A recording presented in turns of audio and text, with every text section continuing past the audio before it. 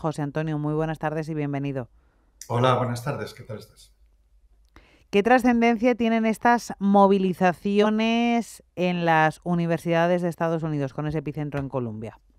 Bueno, al parecer, casualmente estamos celebrando hoy, hemos comenzado a celebrar un congreso aquí en la Universidad de Alcalá de vínculos históricos entre España y Estados Unidos, y casualmente hay unos cuantos profesores universitarios aquí en el Congreso, ¿no? El Congreso de Vínculos Históricos, y les he preguntado sobre este tema. Entonces, la primera conclusión es que con los tres profesores he hablado con un decano de facultad, con un profesor y con un director de centro. Y cada uno, ninguno de ellos es judío ni es árabe, ¿no? Y bueno, ha sido muy llamativo porque no he podido sacar nada muy en claro, ¿no? Porque cada uno expresaba un punto de vista distinto, que es también, en cierta forma, la información que yo tenía. Pero sí sí tenían, o el punto en común que tenían las tres personas, los tres profesores americanos de universidades con las que he hablado, una californiana, una de Nueva York, además de la ciudad de Nueva York, y otra del Medio Oeste, era que probablemente esto vaya a ir increciendo, que no es un movimiento que se vaya a detener y que el gran debate que existe en las universidades es si se trata de unas manifestaciones o cómo se contrarresta el hipotético antisemitismo del que son acusados los manifestantes con el hecho de la libertad de expresión que cada universidad defiende, o se supone que precisamente las universidades debieran ser el templo de la universidad de expresión, ¿no? Entonces, esa confrontación es la que los tres me expresaban de forma clara. También que ellos estaban convencidos que estos enfrentamientos o estas manifestaciones, si se prefieren, enfrentamientos ha habido únicamente en Colombia y en Yale, estas manifestaciones iban a ir creciendo, pero en el resto sobre la naturaleza de las manifestaciones y otros aspectos que hemos hablado, pues la verdad es que cada uno de ellos me expresa un punto de vista distinto.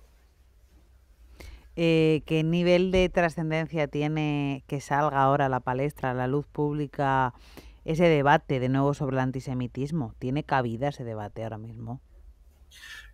Pues yo no acabo de entenderlo muy bien. En cualquier caso, incluso en la información anterior, el debate sobre el antisemitismo ya surgió a finales del año pasado, en diciembre, lo que provocó la dimisión de la rectora de la Universidad de Pensilvania y sobre todo la dimisión de la rectora de Harvard, aunque el caso de la rectora de Harvard estaba el tema del...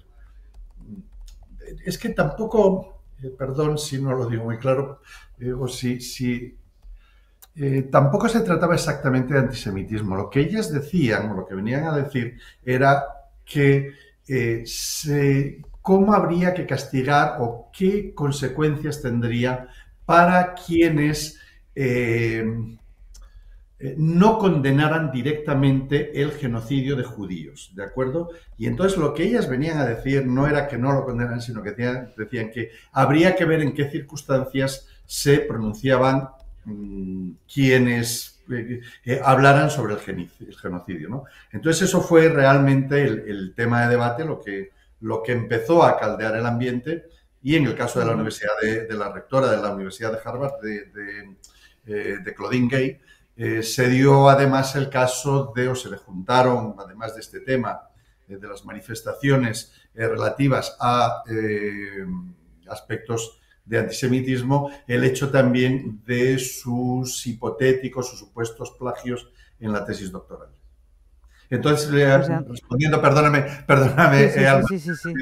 quiero decir que bueno, que ha salido ahora, pero que realmente esto se viene arrastrando desde finales del año pasado, ¿eh? O sea, Ujú. no es un tema totalmente novedoso. Sí es totalmente novedoso el hecho de las manifestaciones, de los asentamientos en distintos campus, sobre todo en el de los campuses, sobre todo en el de la Universidad de Columbia, pero el tema del antisemitismo en la Universidad Norteamericana viene arrastrándose desde finales del año pasado. Disculpa que me haya extendido tanto en la... No te en la... preocupes, no te preocupes. Y sobre lo que te quería preguntar es sobre el impacto de estas movilizaciones también en la campaña electoral o pre-campaña todavía. Sí, sí, sí, todavía pre-campaña. Yo creo que la última vez que hablamos ya te mencioné, Mm, creo recordar que te mencioné este punto, que desde luego que esto va a tener un impacto muy importante, indudablemente.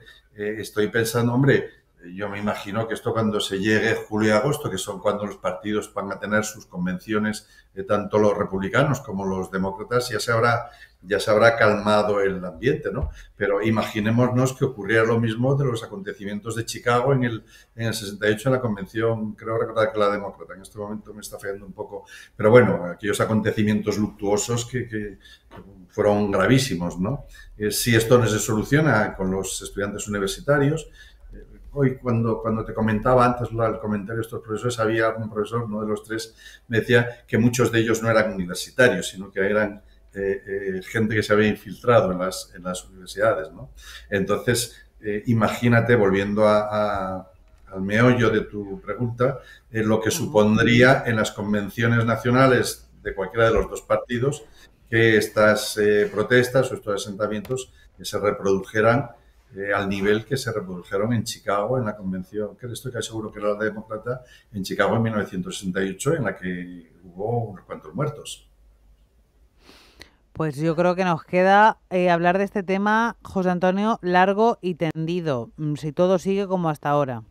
Sí, ya te digo que los tres profesores universitarios norteamericanos a los que hoy he preguntado cuando me habéis llamado al mediodía para hablar de diciéndome que hablaríamos de este tema, les he preguntado, los tres vaticinaban en cierta forma que esto no se iba a solucionar en una semana y tampoco se iba a solucionar con las detenciones como las 100 de Columbia o las 45 que hubo en Yale, ¿no? Y que, bien al contrario, que cada vez se estaba extendiendo en más campuses norteamericanos.